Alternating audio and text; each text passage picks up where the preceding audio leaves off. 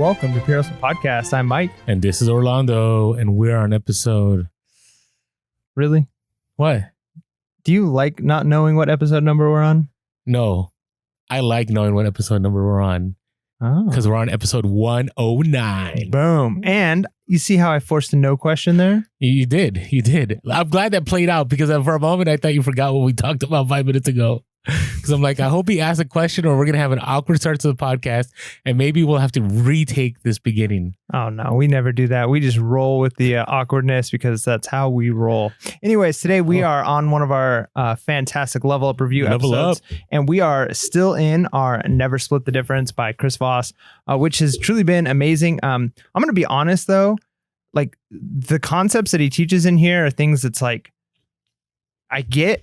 And then it's like, yes, that would be so good to implement. But then I catch myself as I'm like, all right, preparing for the episode. I'm like, you know what? I didn't really do a very good job in the last few weeks of like actively implementing all of these things or even a few of them very well. Like I noticed that there's a couple of them over time I've gotten better at. But I think one of the things that this podcast is forcing me to do is that constant reflection of I'm learning these principles. Then I come to talk about them again. And it's like, okay, but did I really practice it? Because some of them are really awkward and kind of force you to like get out of your comfort zone with what's kind of natural when it comes to conversations and things like that. But that's a good thing because we want to get away from the normal, natural types of conversations and get that leverage we need to have better negotiations and end up coming out ahead.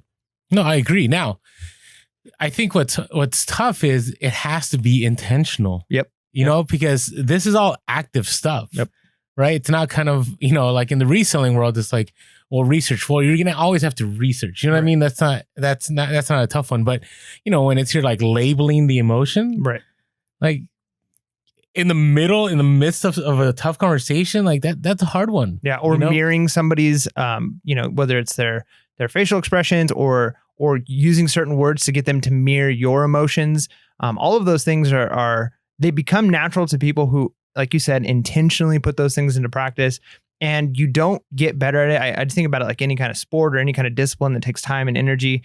Like it's a lot of work and effort up front, and you do have to be intentional. Like you kind of have to say like, okay, today in the next 5 conversations I have, I'm going to mirror, or I'm going to use, you know, one of these voices that he talks about, and I'm going to practice a few of them so that I can get good at them, or I'm going to, you know, fill in the blank, whatever it is. And, you know, that's just to be honest, I don't know if I've done a very good job. I think a lot of times I read so many books that like I glean like little bits here and there. And I notice that over time, who I am changes. I become a better person. I've got more tools in my belt, but I don't always, I mean, we're really digging into this, but then it's kind of sad to say like, am I really applying it? So that's the dilemma here with our Level Up review. So usually we like to wrap up books in about 2 episodes. Right. This is episode 4. Yep. We've been doing a chapter episode. So if we go down that path, we will be on this book for 6 more episodes after this one.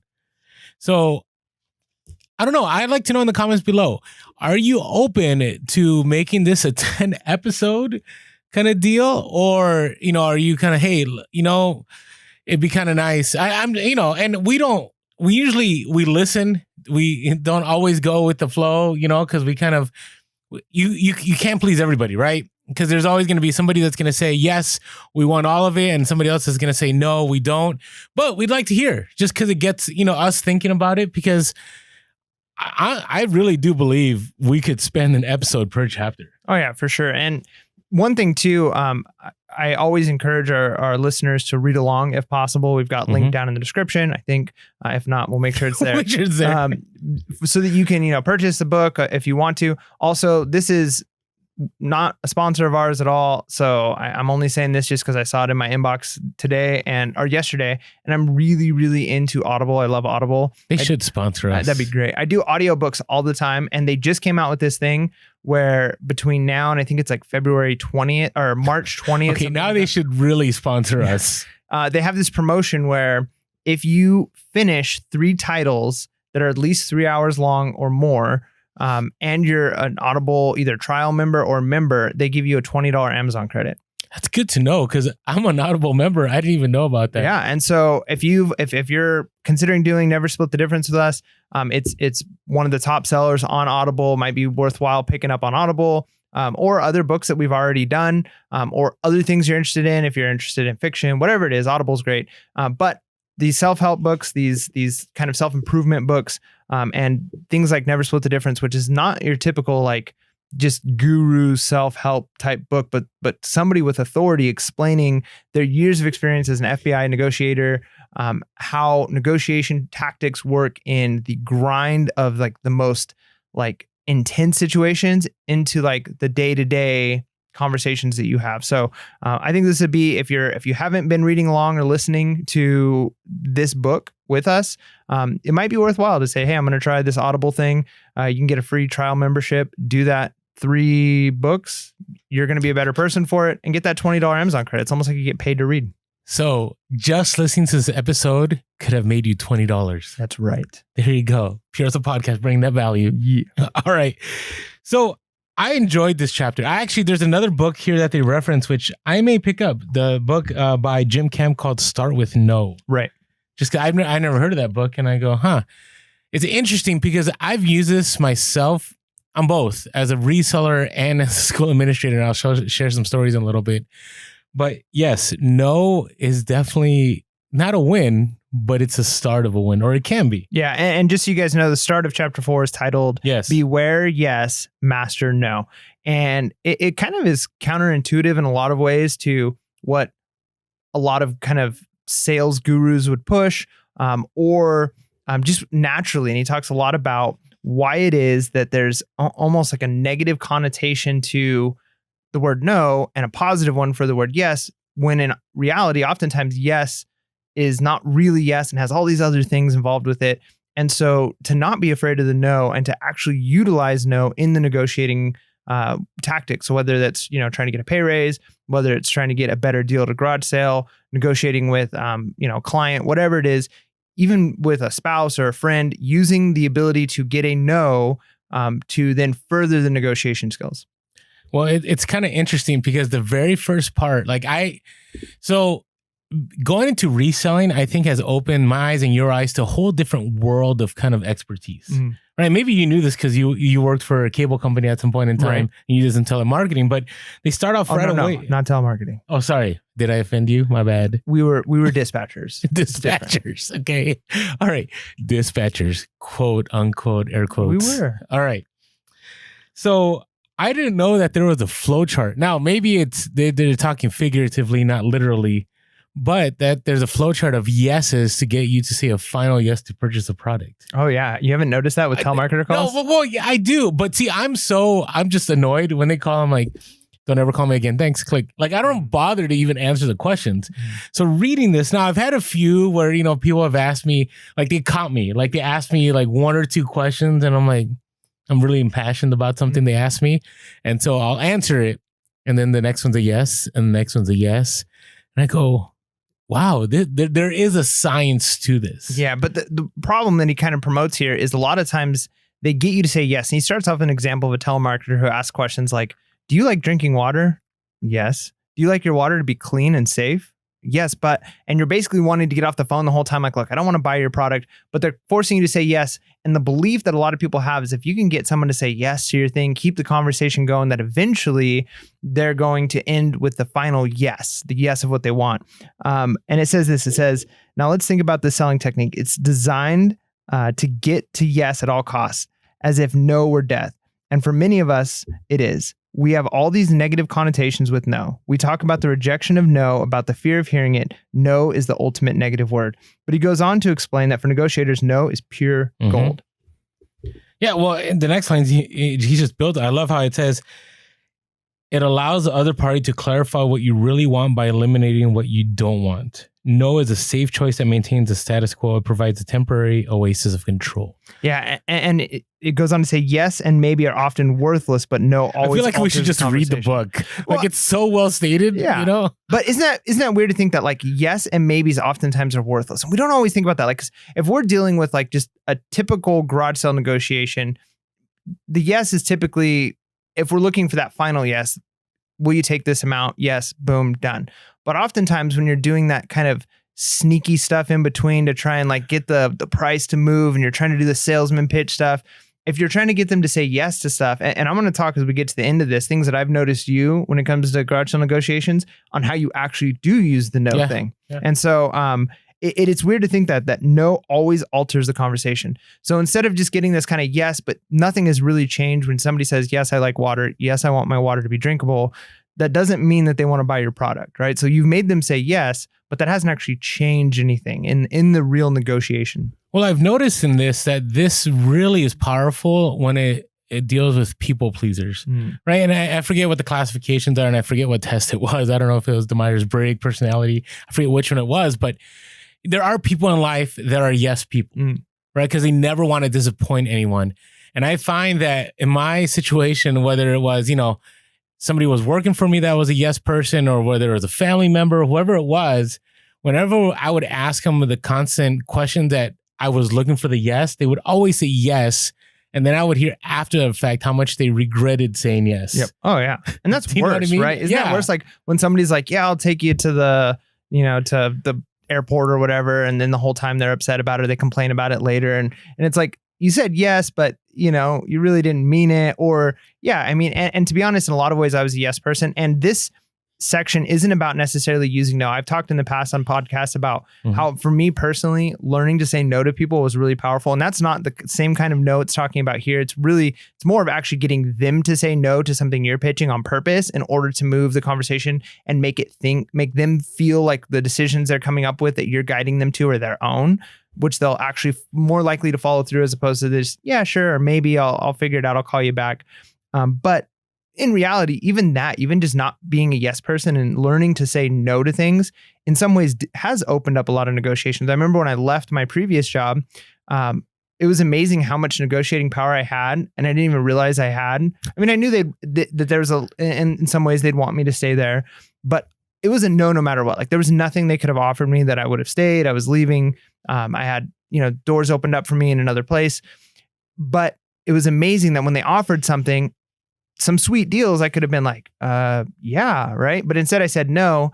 And then the next thing out of their mouth wasn't, all right, we'll see you later, was, okay, well, what about, and it kept adding, right? And so I was even realizing, even with the tables flipped, learning to be the one to say no to things did alter the conversation and change the dynamics of the negotiation. No, agreed. And the key thing is, and we'll talk about this now. We are going to talk about this now. I was going to see it later. Is if you go to page 78, I think I'm skipping. Are you okay if I skip over some of the story?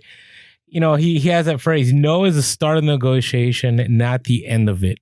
And I remember when I would have teachers like you that were incredible, that were to leave, my first couple questions would always be, are you sure you want to and I would push them towards a no. Because if I push them towards a no, it would get them to reflect, like, do I really want to leave? Right. Right. And then they would have to, in their own mind, now I could also be pushing them away. Right. Right. But that was kind of my tell as to, okay, are they leaving because of something I've done that I can improve on, or can I offer more money, or is there, whatever it is, or is this beyond my control?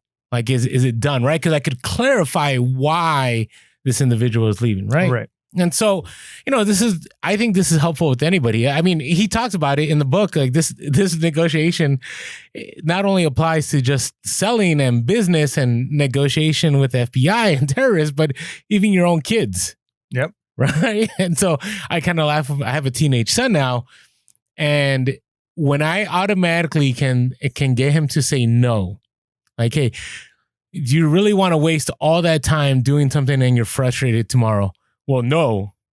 Okay, so why don't we talk about how to make this happen? Right. Right. And it's I'm dealing with a teenager, so it's not a win 90 to 100% of the time. It's maybe a win 60% of the time. But it's a better negotiation than going, don't you want to get this done for tomorrow? Well, yes. Well, obviously they do. Right. Right. So, anyways, am I making sense? Am I being you are. And to be honest, like this chapter is very profound. But to be honest, there were times where I caught myself like, okay, I can really see this like really being just semantics, where it's kind of just the same side of the same coin, or two sides of the same coin.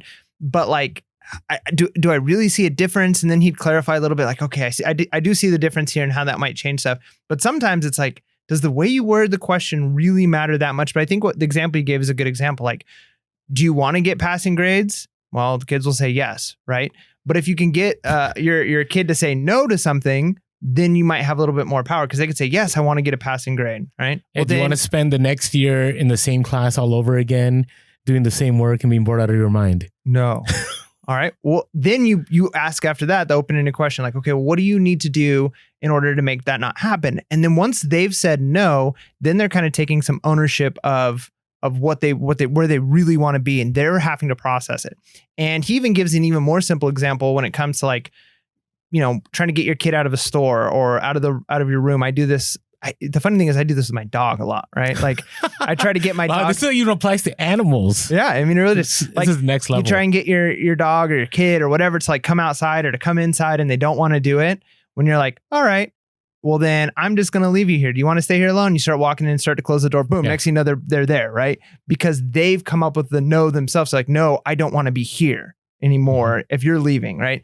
And he kind of uses that example, and sometimes he says it works 60% of the time, right? Which isn't great odds in some ways. Like, it's better than zero. It's better than zero, I guess. But like, if you're like in the mall and your kid doesn't want to leave, and you're like, well, fine, I'm leaving without you. 40% of the time they might say yes, and then you have to be the one to backtrack. Okay, I'm not really leaving. Well, no, well, that's the other part. You have to follow through on what you say, right? Because then you really lose all negotiation power. Yeah, but you can't leave like a 5-year-old in the mall. Well, okay, but a temper tantrum. Yeah, but I don't. So I learned, this is not a parenting podcast, but there's several books I read a long time ago that unless you can follow through on what you're saying, don't ever say it, because then you lose all authority. So anyways, that's a parenting tip, because, when I was a younger parent, I would do that all the time. And then, the kids are conniving. Yep. Like I mean, I know your son's only 2, but even at 2, like, they can read people. Yep. And, they test you and they try you. And yeah, and if you prove yourself not to be a person of your word, right? Yeah, that's going to make a big difference. So yeah, so if you make a threat like that and you allow the no, you better be willing to, I guess, follow through with it.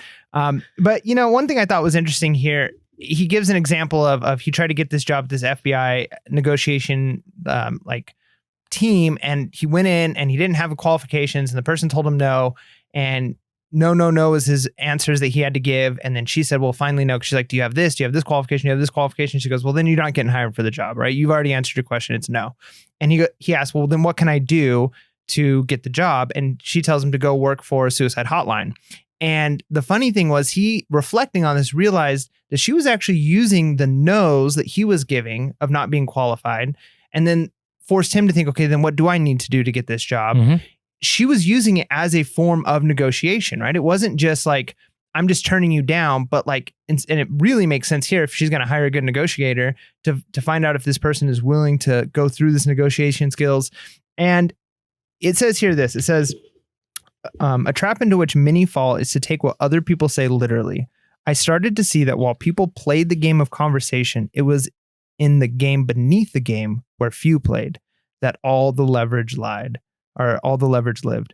So to think about that, like, people all the time are in this conversation. And we know that, like, the people at the top in most businesses, the people at the top in politics, there's going to be some you hate, some you love. But either way, no matter what you think about them, they're playing a different game than the average person. Their conversations are happening. And you see this in, like, I read a lot of fiction, thinking of some of them that I've read recently, where, like, there's all these political stuff happening between this house and this faction and this, and you're realizing that there's games inside of games, and words mean multiple things. And then you start to think, I don't usually have conversations like that, but to think there are people who that's how they live. Like, they are experts at this in the real world, not just in, like, books, but in the real world. There are politicians, there are CEOs, there are top negotiators and salesmen who are playing a game within a game. And if you're playing at the upper level or above the surface and they're playing the deeper game, they're going to manipulate you and maneuver you into the ways you don't want to be in.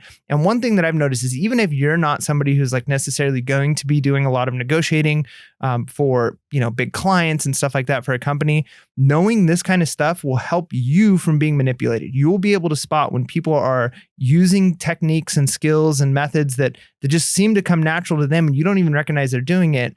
And then you can reflect and say, wait a minute. They're using my emotions. They're mirroring what I'm doing and causing me to take on their emotions. They're asking open-ended questions that I can't answer without like starting to move towards their point of view. And when you can spot those things, even if you're not doing them yourself, you're going to be able to at least have some kind of leverage in the game that they're playing. Well, no, I agree. I'll give you an example. So I got owned by one of my parents back in the day because they wanted something to be done with, I think, their daughter's assignment or grade or something. And they basically, they didn't email me. They just called me. And I automatically was going to say no. Well, I forget what the selling technique was or whatever. He basically said, so I'd like you to do A or B. Let me know which one. Gave me no room to say no. It was either this or this. And you bought it? And I bought it. Yep. And I didn't realize I bought it until probably a few days later. I'm going, wait a second.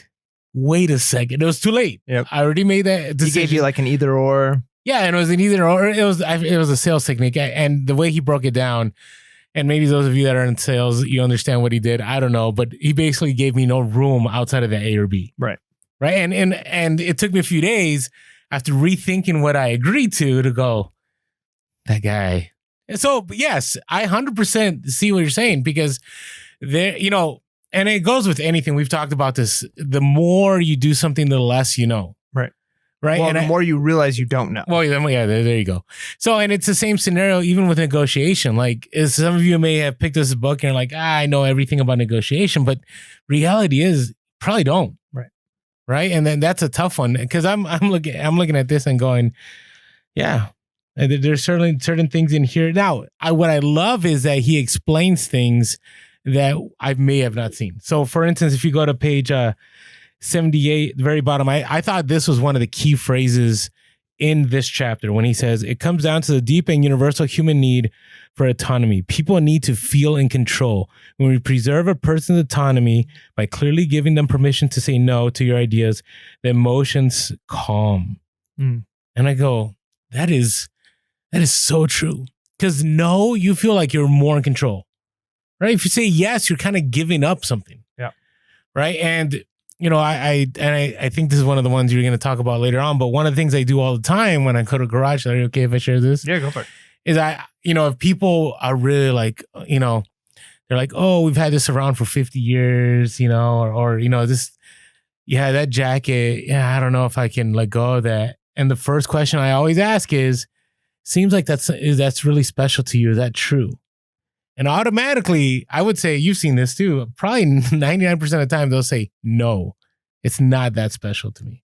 Right? Every once in a while, if they grab it, I know it's over. Yeah. And it works. I've seen it when you do it works best when it's something that's like not a big deal, maybe not necessarily super sentimental, a jacket, pair of shoes, something like that. And they don't want to go down on price. They're saying 20, you're saying 10. They don't want to budge. And you're like, man, I could see that these shoes must mean a whole lot to you.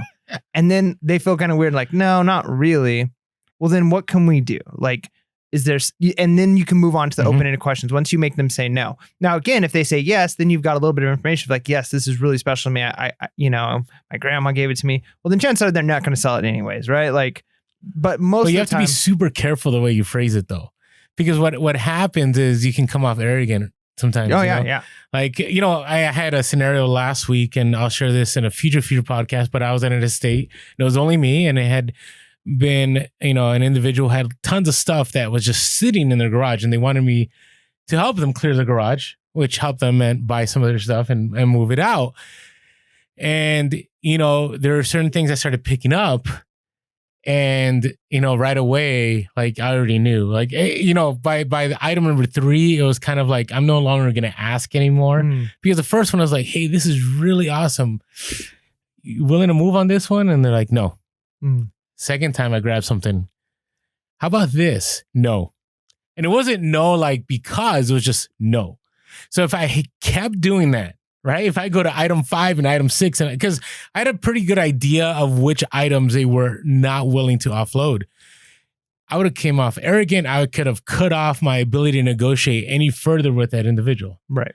Right. So, and you see this if you watch American Pickers or whatever, like this, but that's what I recognize. So now I have the opportunity to maybe the second go round after I've already cleared out some of their space to go back and go, okay, it's, I was just wondering if you had any time to think about it. I was able to move some of these items. Do you want to make some more room? Right. And then and if they say no, they can either go no, and it's a hard no, and then you get it, or it's no, but you know what?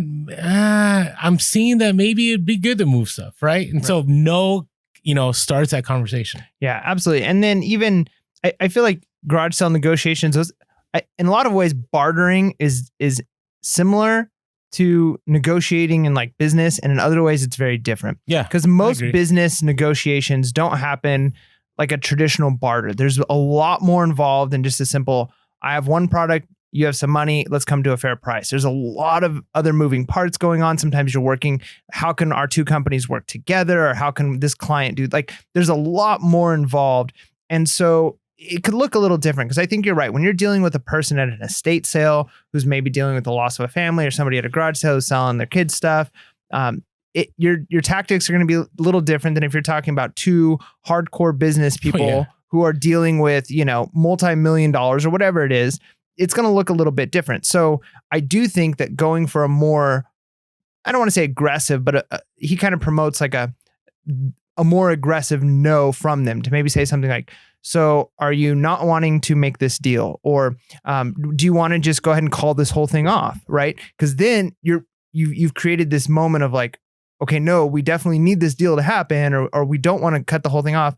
And then they have to start thinking, okay, like, what do we have to do to make it work? As if instead of just you trying to get what you want, they're trying to get what they want. But as soon as you make them say, no, I don't want this to go away, that thread is almost looming. And then it's like, okay, now they're thinking of what can I do to make this other person happy, instead of just here's where I'm at.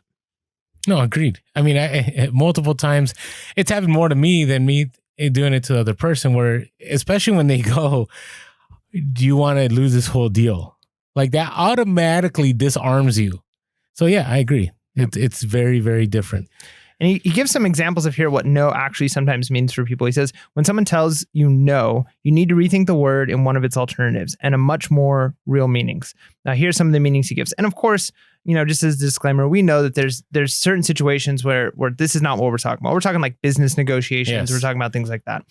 But here is some of the things that no, instead of just hearing no as this is done, here's some ways you can hear what they're saying and try and figure out which one of these it is to give you leverage in the negotiation. It might be, I'm not ready to agree. You're making me feel uncomfortable. I do not understand. I don't think I can afford it. I want something else. I need more information, or I want to talk it over with somebody else. If it's one of those things, if it's I want to talk it over with somebody else, or I need something else, or I don't think I can afford it, and you're trying to sell something to somebody, that's much better if they're just like, no. But what they're really saying is, I do want it, but I don't think I can afford it. But they didn't say that, but that's what you're understanding, what you think that this no really means. You can then begin to ask the open-ended type questions like, what about this doesn't work for you? Right? Once they've said no, then you can start asking some open-ended questions. And there's a list of open-ended questions he gives in this chapter that it could be very useful for you. Recommend going in and reading them, because they're powerful tools you can use in many, many conversations.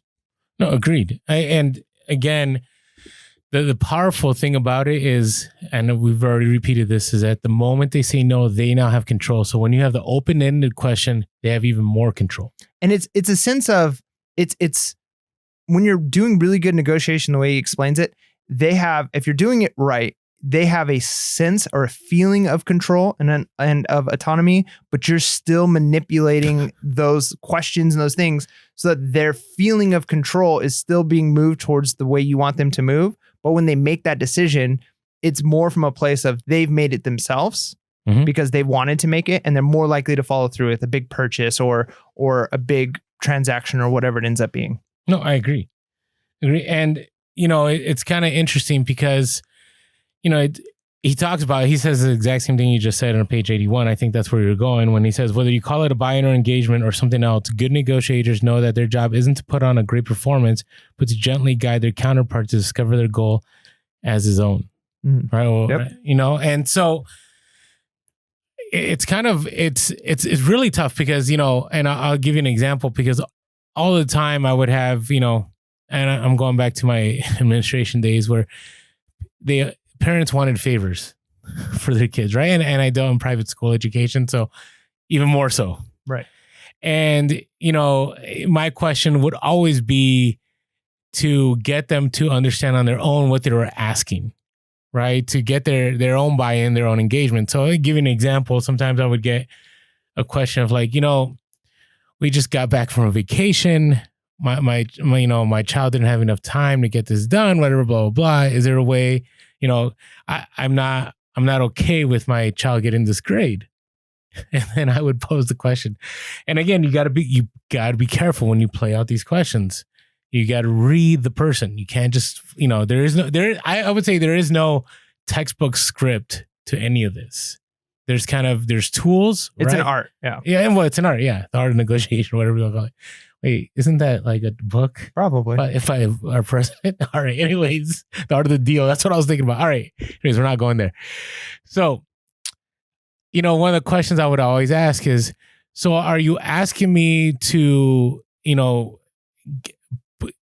put your student in a better situation than the rest of his or her classmates by allowing this to happen?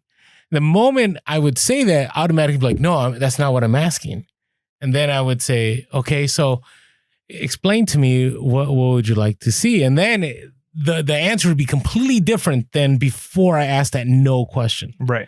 Right. And because now the buy-in begins. Now it's like, okay, I get where Orlando's coming from. In a position of authority in the school, he can't break policy and he can't, blur the lines. He has to, reinforce it because he has an entire student body that he's responsible for and faculty and blah, blah, blah, blah.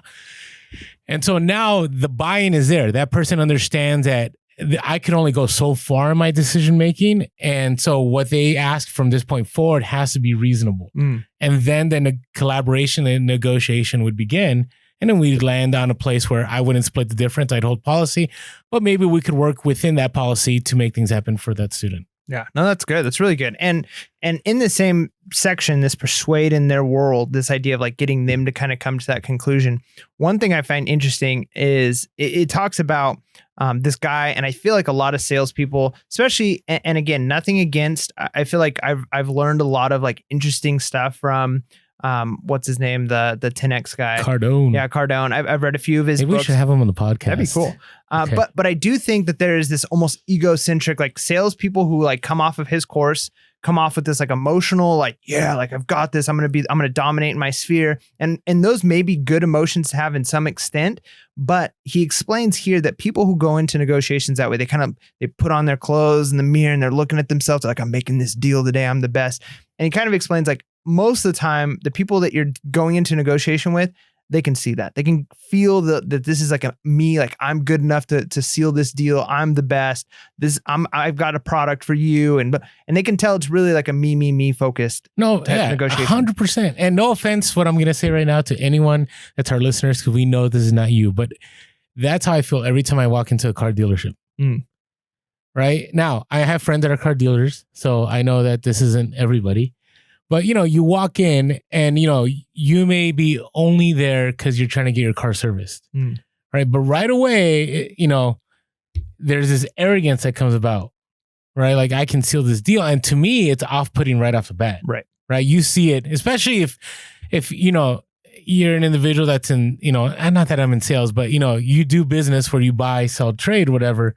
Like you can see right away that this person's trying to hook you. Yeah. And if they give you something where they want that yes, because a lot of times they do like the yes thing, like, hey, I know you're not looking for a car right now, but here's my card. If you are interested, you'll give me a call, right?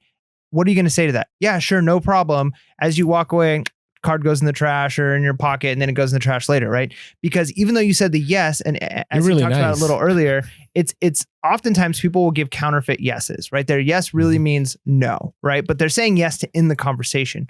Whereas if you can get a good no out of somebody and then get the conversation going a little bit more, and I don't know the specific, like what this guy used for negotiation tactics. And maybe he was just a good guy. And I don't know what it was, but when we were looking for like getting some of our shirts done, I went to and called a few people, and I ended up going to this one place. And let me just say, like, it's so bizarre, but like I walked into that place. Well, first I had like emailed, and they were so great on emails and working out negotiating prices on stuff. They were super nice. I was super ready to go in there, and I already knew they were friendly based off of just the tones of the email and the calls that we've had. And I go in there, and the guy that I talked to was just one of the nicest guys. When I placed the order, when I came back to pick him up, like everything he said, and I could tell he wasn't pushing a sale, but I left there wanting to look at more of his samples. And then now anytime Orlando's or I talk about, hey, let's maybe get some more shirts on, I'm like, we're working on it. Yeah. But it's like, we're going to that place, right? Because that guy wasn't trying to push a sell like, hey, let me show you this. We've got the breast. And it wasn't just pushing a sell, but he found a way to like connect with me. And maybe some of it was a no thing. Because he was talking about, is your brand more like this, or would you be interested in this stuff here? And he wasn't looking, it didn't feel like a sales pitch as much as he was trying to help me out. And I was giving him my nose, which then he used of like, hey, all right, well, it sounds like these types of hat might work out for you. Let me send you a picture later on of what it would look like. No, free of charge. I'll send it. And it didn't feel like a sales pitch. It didn't feel like he was trying to push me to buy something. He was just being nice, having conversation, trying to find out more about our podcast.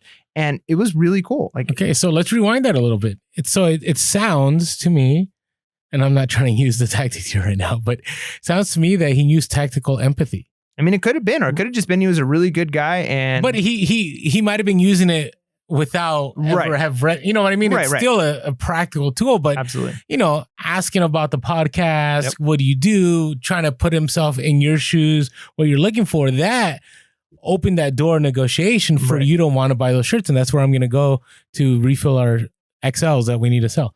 Anyways, but it's important that you said that, Mike, because Chris Voss, at the beginning of the book, is very clear that these ideas build upon each other. Right. So it's interesting that you brought up the no's, but you're going back without knowing that tactical empathy is what got you there. Right. And so anyways, if you haven't read the book, or haven't listened to that episode, go back to that episode. I forget what episode that is. It's chapter 2 already.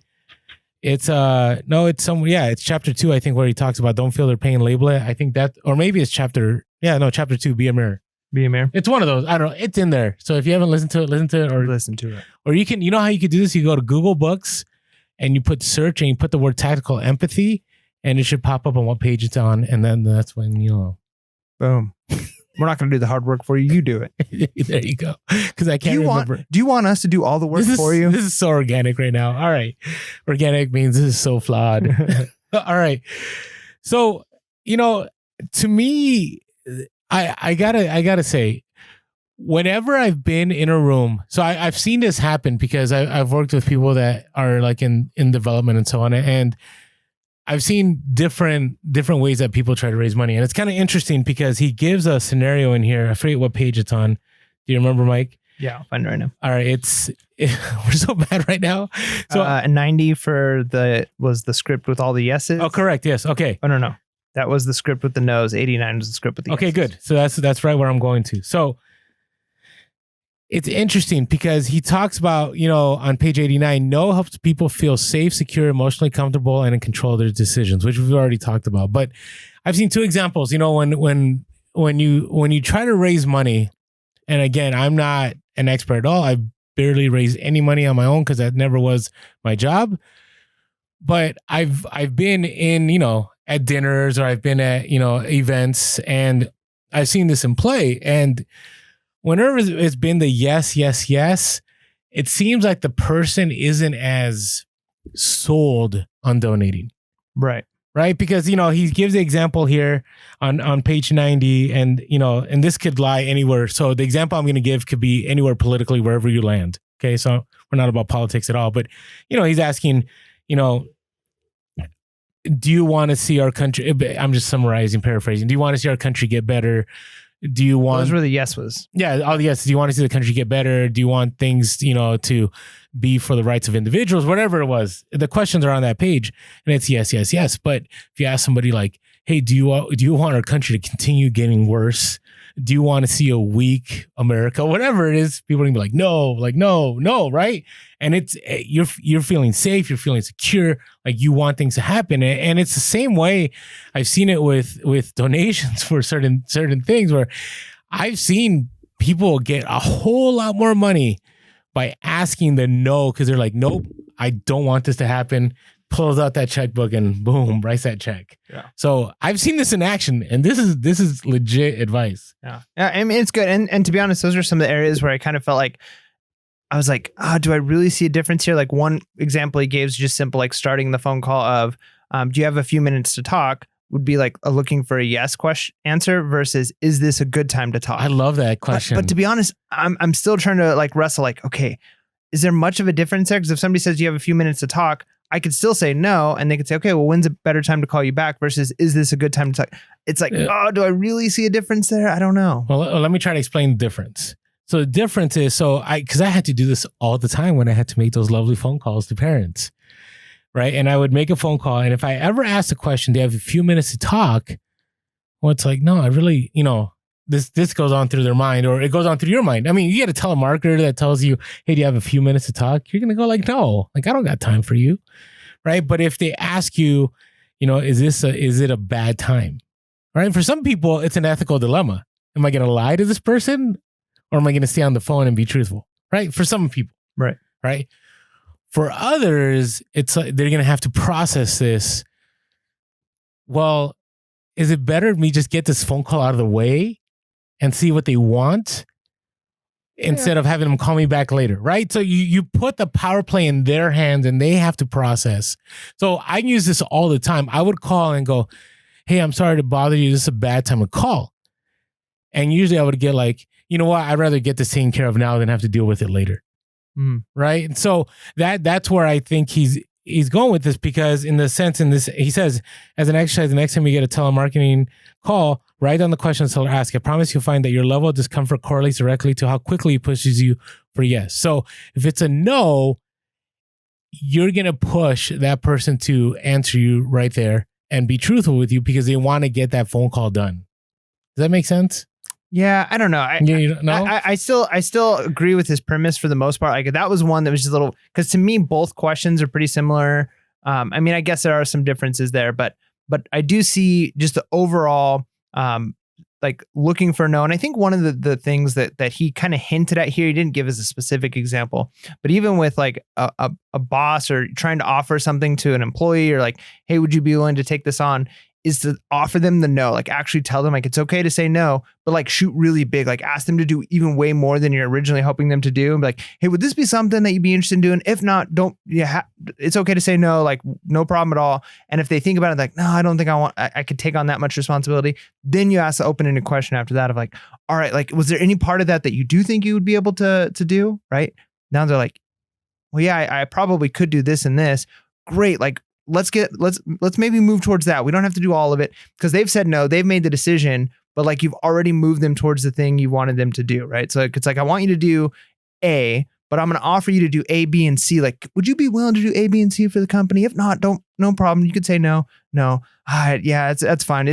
That's a lot to take on. What about, is there anything with A that would be hard for you? Because it seems like that might be a good fit for you, right? And then they'd be like, yeah, I could probably do that. Because they've already said no. You've given them the freedom where they feel like you're not just saying, you have to do this, No, those are the master negotiators. I've seen that in action multiple times. I've seen it happen to Mike multiple times. Yeah. When we used to work together all the time. I was a yes man. Yeah, but you'd be thrown. I knew how I would watch it play out where I knew these individuals would ask you these big time, like, are you able to do all this? Because I knew eventually you'd be like, no. And then it'd be the yes to the one thing they were hoping to get done. Yep. That's just how it went. I was a sucker. No.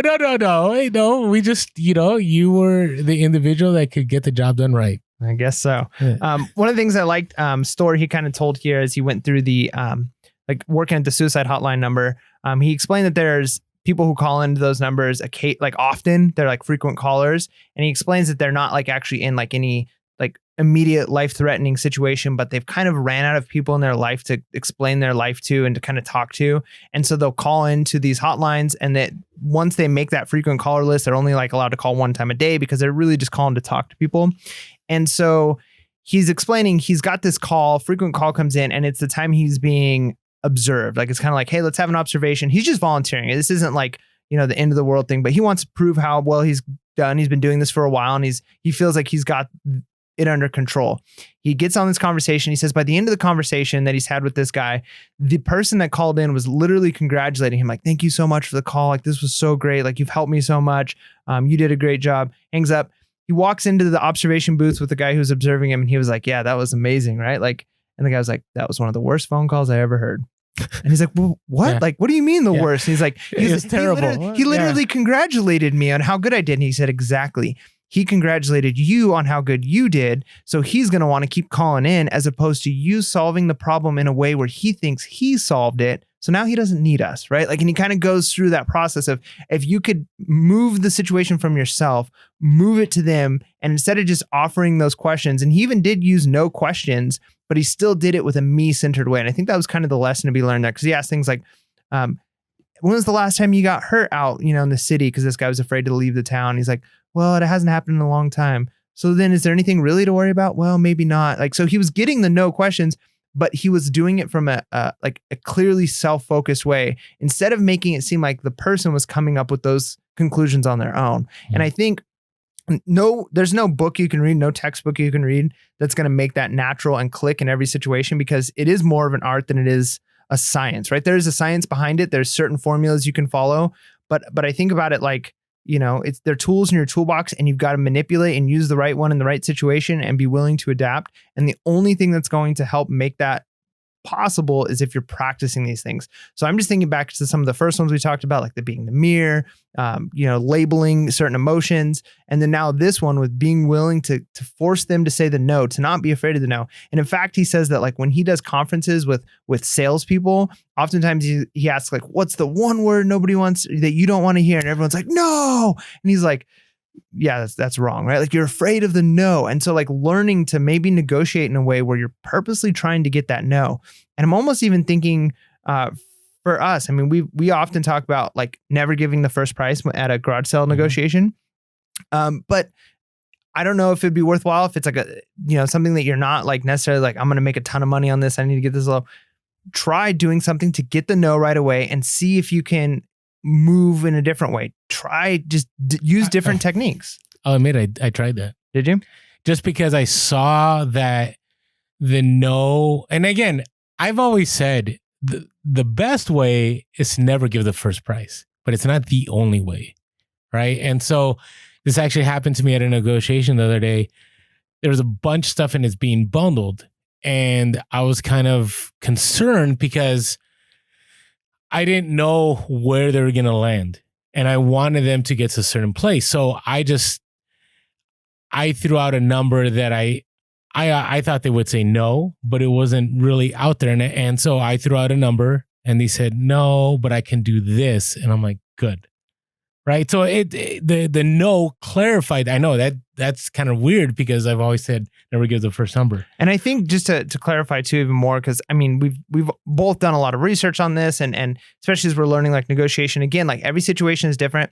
And I think it's important to realize that bartering one-on-one with an older gentleman at a garage sale or a young family at a garage sale versus a big business contract are very different, because it does seem like in some situations when you're dealing with like big business contracts, giving the first number might actually be a leverage point. That might be a powerful tool as to this is the number, because then you have a little bit more control in certain situations. But when it comes to negotiating, at least from our anecdotal experience, when you're bartering with like an individual, it could be a little different, right? So the same things don't always apply. And it depends. I mean, I don't know. I know some business people that they're very big on never give the first number, to the point that I know this one individual who went from, they brought him to a meeting and he wouldn't give the number. Then they're like, oh, maybe we'll wine him, dine him. Even at the dinner, the entire time they wouldn't give him the number. He left.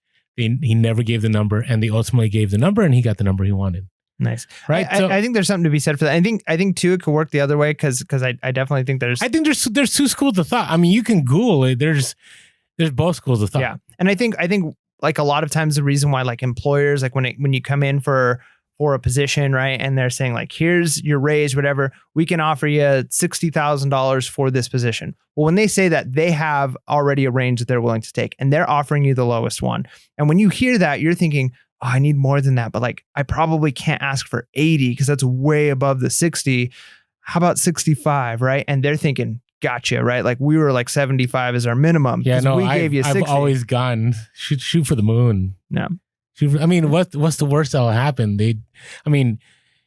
You got to make sure that you understand that you're in the hiring process already. Right. Because the worst is I've had people come in and they've actually put it on their application. There's another tip, and this has been tried and true, at least in my experience, is that I've seen people put like what they're expecting. I think that's a bad move. And now I'm dealing with education here, but whenever I saw a teacher put some obnoxious number, I'm already going, I'm not sure if this is the right fit. Right now, I've had people that put no number, and then in discussion they threw out an obnoxious number. That was far better, right? Because then to me it was something that we can negotiate. If you write a non-negotiable on an application, then I'm not even going to bother negotiating with you. It's done. But if you put, and I did this all the time, like I've always said, when I was in that whole world, there never was a year that I made less money. I always made more money, at least by 5% every single time. And one of the reasons why was because I had a number in my head where I wanted to land, but I never, ever, ever revealed what that number was. So that's Orlando's perspective. That's a tip. But, even when I had jobs that were outside of education, I still never gave a number. I 100% still believe in not giving numbers. But then again, I don't have a huge business, resume. I just know from my own experience. Hey, before we move on, there's a couple other things, because there's another part I'm kind of, I don't know. I'm with you about, how you were kind of like, I don't know about that phone call thing. The next part, I'm kind of like that. But before we do that, hey, if you haven't had a chance to check us out on social media, we are Pure Hustle Podcast on Instagram, Facebook, and TikTok. TikTok. It's taking over, man. It is good times. Anyways, just check Mike on there. All right. Don't do that. Anyways, we're also on Twitter. We are Pure Hustle Cast. And if you haven't, caught us on YouTube and you've been listening to us on the podcast, check us over on YouTube. I always love it when people come over to YouTube and they're like, whoa, that's totally not what I thought you guys looked like. There was one where, like, I guess I was Wilder Valderrama and you were like some other random guy. And I'm like, that's interesting what people pictured us as. You know what I mean? Like, so if you haven't had a chance, come over to YouTube, hit that subscribe button, hit that bell notification to get notified when new things drop. We will be working on a few projects here coming up soon. And also, what's the next thing? Oh, phone calls. If you ever want to give us a call, 619-738-1170. That's 619-738-1170. Shoot us an email to purehustlepodcast@gmail.com, purehustlepodcast@gmail.com. And below, there's a donate link. If you ever want to donate, just say thank you. Appreciate all of you that have helped us. I mean, part of the reasons we're able to do the things like our new background and some equipment that we've purchased and other things we have down the road is because many of you have been kindly donating to that link, and really appreciate that. And as always, thankful for the reviews. Yeah. And, we get some level up reviews on there too, which is really cool. Awesome. So, it keeps us motivated. And, again, some books people are going to love and some people they're not. Some opinions are going to love and some they're not. So appreciate all of you. Thank you so much for tuning in to Pure Hustle Podcast. Yeah. All right. Email magic. I like that one. See, I don't know. That question, he poses this question. So if you go to page 92, he's talking about, how never to be ignored in an email. And now I'm going to try this because I've been ignored recently. And he says to type, have you given up on this project? And I don't know how that would go. I don't know. It's kind of because at the same time you're questioning the person's character. So some people who get offended easily might go like, what? Like, I'm not even going to respond to this. This is ridiculous. Right? Others may go, of course not. And and you get the no's. And This is why I haven't given up on it. I don't know. What are you going to say? Yeah, I think it comes down to the type of negotiating you're doing, right? Like, you always have to be tactful. You can't approach a negotiation or a conversation with your spouse or with your grandmother or with, maybe a simple bartering the same way you would. potentially talking multi-million-dollar deals or other things like that. And I think, which we have no experience in. No, right. That's true. But I think when it comes down to, if you're working on setting up a business partnership, right? Let's say we had set up some kind of a partnership with somebody who's going to do merchandise for us, and they were totally on board, and we were talking negotiations, and then like they kind of cut us off and we weren't hearing back from them. And then we're like, hey, like, okay, just to follow up, like this, and this. And we can keep trying to like play the nice guy. Hey, I don't want to offend these people who've kind of been blowing us off. Or you can ask a question like this. So have you given up on this partnership? Is this something that you no longer want to pursue? Because then, yeah, you might offend them. But if they're the kind of person who's going to be overly emotional and they've already kind of been pushing you off to the side, then do you really want to partner with them in the first place? Do you really want to make that deal if they're not a type of person that can kind of hold through it? Whereas if you ask a question like that, like, hey, is this a partnership that we have going on no longer like in the works? This is not something you have time for. If they then come back with like, no, I'm sorry, I haven't been able to get back to you, like overloaded with some other stuff, I'm hoping to get this cleared off my plate. Then you can kind of move from there and say like, okay, is there anything we can do currently? You know what I mean? It opens up those open-ended questions. To me, and again, Chris Voss is an expert. So if this is what Chris Voss says, then obviously he knows more than I do. But I have noticed, written word can be misinterpreted all the time. Oh, for sure. Right? Emails to me are just, I always remember when I was administrator, I always told faculty, if you have anything sensitive or anything that could be misconstrued, pick up that phone or talk to the person face to face. Right. So that's why now I will implement this, because there's a company right now that hasn't gotten back to me. So I'm going to say, hey, is our relationship no longer moving forward? And I think you got to, again, be careful, because you want to be somewhat sensitive, but at the same time, if they're already kind of giving you the cold shoulder, do you really want to keep like whining and dining them to get the like, yes, agree. Where they're like, yeah, sure. And then they blow you off, right? Like that's not the person you want to work with. But if you can like basically have a real business like relationship where you're like, look, have you given up on this project, or do you not want to pursue our partnership? And you got to, again, do it in a way where it's not like, hey, I'm so mad at you, but just like upfront, like, is this something you want to keep doing? And if they say no, then you got your no. And if they say, like I do, but like, here's the reasons why. And so I do think there is a place for this, because I don't think you need to continue, especially in certain types of negotiations, you don't need to keep sweet talking the client or and hoping not to offend and step on toes of a person who's just going to be so fickle that they're just going to keep giving you yeses and then blowing you off. And those yeses are actually counterfeit yeses. It's almost better just like, let's just cut to the chase. Let's get the no. And if you give me a solid no, like, no, I really don't have time for this project, and there's still somebody you're like, there's benefit, then you can say like, is there a reason, or is there something we can do? And then you might be able to move forward in the negotiation. But if you keep getting the like, yeah, I'll get to it in a little bit, or I'm sorry, like, you're not moving forward at all. So sometimes it's better just to get the clean cut no, or a no that opens up and moves that discussion forward. And again, I don't have like a lot of perfect examples of this, but he has examples he doesn't remember.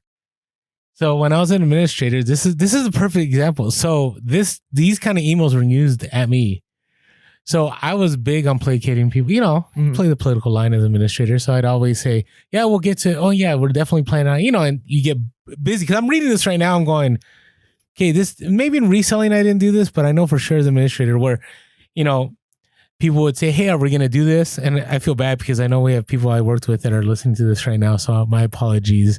I wasn't trying to be this way, but I would like, yeah, we'll take care of it. And I really fully intentioned, is that even a word? Intended to get it done, but it would never happen. But man, if somebody wrote something to me like, hey, Orlando, have you given up on this? Ooh, I would get a reaction. I'd answer that email a lot faster, because I'm like, nope, like I'm fully on board with this. You know what? Let me get this done by da-da-da. Right. And it would make me take action. So Chris Voss is right.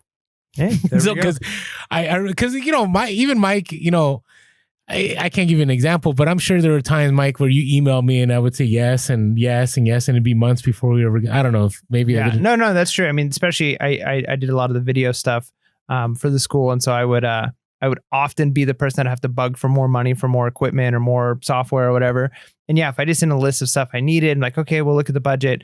But then there were definitely probably a few times where I said stuff like this, like, all right, we're not going to be able to have this and this for this event. Is that okay? right? No. We need that for the event. Okay, so here's what I need. No, agreed. Boom, and then it happens. Yep, no, so yeah, I definitely think these types of things work. You gotta kind of figure out in your own profession, in your own negotiation worlds where that work, and then maybe even this probably works again because we're talking about how all of this works even into the everyday, day-to-day life, even in conversations with friends, parents, spouses, whatever it is. Kind of getting to this kind of a question as opposed to just asking basic questions like, "Hey, is everything okay?" Yes, instead of like so do you just not want to do this anymore? This is like relationship advice too. I mean, how many times, I don't know how many times but you text somebody or say, "Hey, like, are we no longer blah, blah," and then you get your answer. Yeah. You may not want it, but either that person will take action or it's over. Right. Yeah. So these are good. It's not the kind of podcast, questions. But there you go. So, all right. So wrapping things up here a little bit, there's a lot of interesting. I like how he closes it with the key lesson. So if you haven't picked up the book, and maybe if we talked about earlier in the podcast today how you have to be really intentional, right? But it's kind of tough to be intentional, and you're like, oh, what page is that? But if you go to the key lessons at the end of each chapter, he really breaks them down really nice. Right, I really like what he said. Do you have a couple you want to talk about before I talk about mine? Yeah, and real quick before we get to those, one last thing, and it's in the key lesson section, but kind of introducing it, he says this, and this is something I've kind of been wrestling with a lot because I want to be the guy because I feel like there's a lot of benefits to being the guy who's positive a lot around other people. People want to be around people who are positive. People are going to mirror that. There's a lot of benefits to that. But I do think in our culture, there is too much. He nails it on the head here. This emphasis on being nice, but it ends up for a lot of people becoming a fake niceness. And he says this, he says, we've instrumentalized niceness as a way of greasing the social wheels, yet it's often a ruse. We're political and we don't disagree to get through daily existence with the least degree of friction. But by turning niceness into a lubricant, we've leached it of its meaning. A smile and nod might signify, get me out of here, as much as it means nice to meet you. And it's so true. I meet a lot of people where like your first couple interactions with them, like, hey, I need this. And they're like, yeah. And they're like totally saying yes to you. And then after a few interactions, you realize like they're saying yes because they want the conversation to end, but nothing's actually being done here. And I much would respect, I'd respect a manager, a leader, whoever it is, a lot more if they're willing to look me in the eyes and say like, hey, no, I'm sorry, we can't do that. Because then at least I know where I stand and then I can begin negotiations, right? I can be like, all right, you're saying no. Is there something I could do to move us towards a yes? Or as opposed to somebody who just says yes and doesn't mean it. And I think a lot of times people try to be nice and there's almost this political niceness and it comes off, like he says, like greasing the wheels of society to get things going. And I do think greasing kind of works in a couple ways here because that can just be like a greasy thing to do, right? Where it's just kind of just the person who's like that, who's always just, yeah, but they're like a political, like, oh, sure, nod and thumbs up. But none of it really means like, yes. Those are not the people you want to be around. And you realize that quickly. And so even for yourself, like there's a fear of like, if I don't say yes to these situations, if I'm not willing to come off a little stern, people are going to disrespect me or not respect me and not appreciate me. But the reality is if you're always saying yes, but you don't really mean it, they're actually probably going to respect you a lot less than if you're willing to sit there and say, you know what? No, I can't do that. Or this isn't going to work. Or I need to think on this more and just to be legitimate. And so you don't always have to be nice for the sake of niceness, right? Because a lot of times that actually gets people nowhere. And so be willing to not have to feel that societal pressure of I need to be nice because if I'm not nice, then people are going to push away from me. Because in reality, a lot of people might respect that more than you realize. Yeah, and maybe nice isn't the like appropriate word. It's authenticity is what wins in the end, right?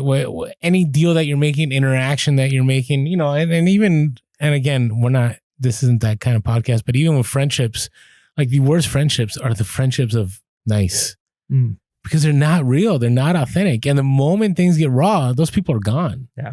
Right. And I can go on and on about my own life, and I'm sure all of you can, I'm sure Mike can, where you had this where people were yes.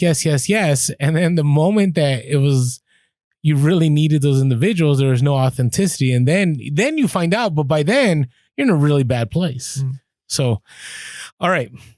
So I like, he talks about no is not a failure. So if I'm flying through these, let me know. No, that's good. But saying no makes the speaker feel safe. I would say to me, the takeaway out of all of them was that one, because I didn't realize until I read this chapter about how important it is for an individual to be able to say no. If they can say no, they feel in control, and somehow it works out they have better negotiation power, because now that person is willing to be more authentic because they've already said that no that begins that conversation. Yeah, I think that's a really good one. One of the ones that I kind of picked up on, and again, this one's like super counterintuitive, especially because looking even back on a previous chapter where it talked about like labeling emotions and all of those elements. And here he talks another way of utilizing that. He says, sometimes the only way to get your counterpart to listen and engage with you is by forcing them into a no. Mm-hmm. That means intentionally mislabeling one of their emotions or desires, or asking a ridiculous question like, it seems like you want this project to fail, that can only be answered with a negative. And that's really counterintuitive, especially because, again, talking about that idea of like, that you can come off, because again, he's very against coming off as like the arrogant, like I'm going to get this sale type of a mentality. But at the same time, especially when you're in a real lock hard negotiation and there's no budget happening in either way, sometimes, like he says here, the only way to get the counterpart to move or to budge at all is to mislabel an emotion.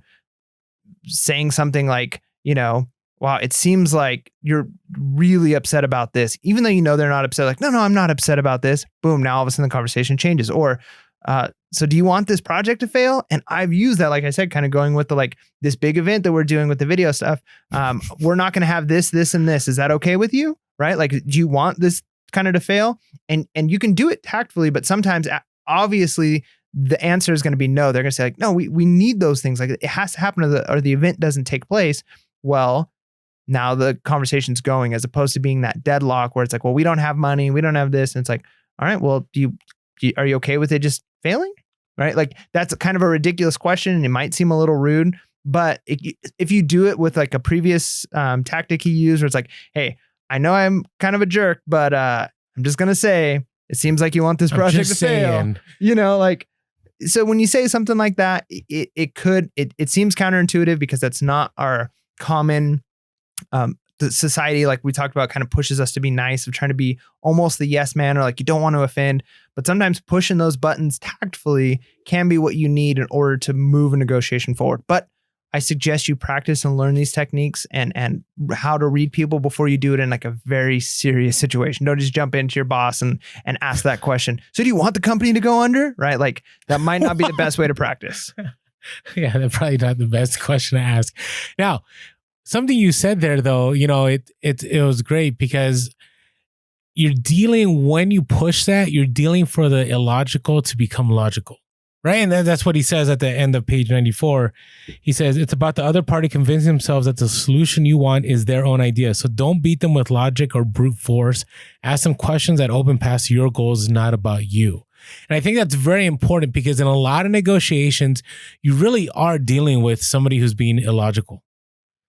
Right. And, because emotions blur logic a lot of the time. So when I'm speaking on the authority of Chris Voss, when you ask them and get them to a place to say no, logic begins to be part of the conversation again, because then it forces them to push out the illogical.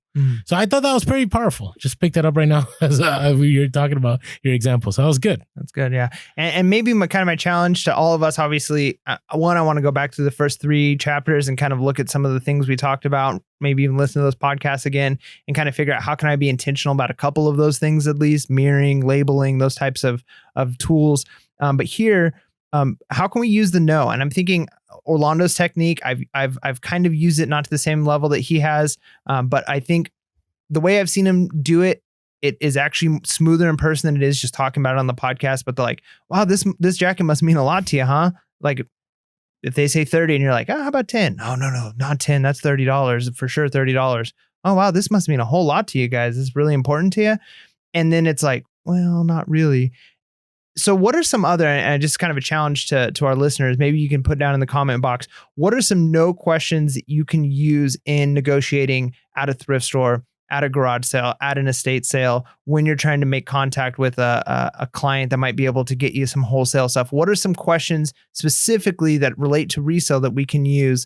One that I thought of, but I'm not sure how it would always work, but is like, again, this is one that might be pushing a little harder, but is like, So are you hoping to keep all this merchandise? Well, I was thinking about that because the question I asked that's related to that is, if it's kind of like at a deadlock, I just ask, so are you looking to donate everything at the end if things don't sell? And usually what ends up happening is the person's like, no, I really am hoping to sell this. I'm like, okay, well, if that's the case, hey, here's my business card. Hit me up before, the garage sale's over. That's a good one. And I've had people contact me and I'll show up at the end and I'll get it for even less than what I was asking for the initial time. Yep. That's good. So, so let us know in the comments. Especially when you end it with something. I love this one. I use it all the time. Usually after I bought something just to keep the conversation like positive, especially if don't want mom or dad or whoever it is. I say mom or dad, but like husband, wife, whoever to come out who they're like, I think, this is my husband's. And I guess I can give it for 10. And wow, at least you'll never have to see this again. Right. Or you won't have to move this heavy thing back into the garage and things like that. So when you say stuff like, hey, I'll come back and buy it. Once you've come back and they thought, well, at least I'm going to be able to sell this stuff to this guy instead of having to donate it. Then you can use that technique of offering even less. And if they're like, oh, but you said earlier, and be like, look, I'll take it all for this stuff for this price. And you won't have to move it back into the garage. You're not going to have to ever touch it again. It's out of your hair for good. Otherwise, you're going to do something with it. No, I'll ask a question. Do you really want this back in the garage? Yeah. And that one, usually I always, like, you see me do it and they'll go like, no, actually I don't. You know what? Let's just make it happen. Yep. And boom, you get the item. That's how it works. So let us know some of your no questions that you can ask. There you go. Hey, so I'm hoping for next episode of Level Up Review, we're going to do the next 2 chapters. Well, we could try. Let's push chapters 5 and 6, but let us know your thoughts below. But hey, remember, no is a good negotiation tactic. That's right. So with that being said, make sure to be real, be relevant, and be reselling. Late.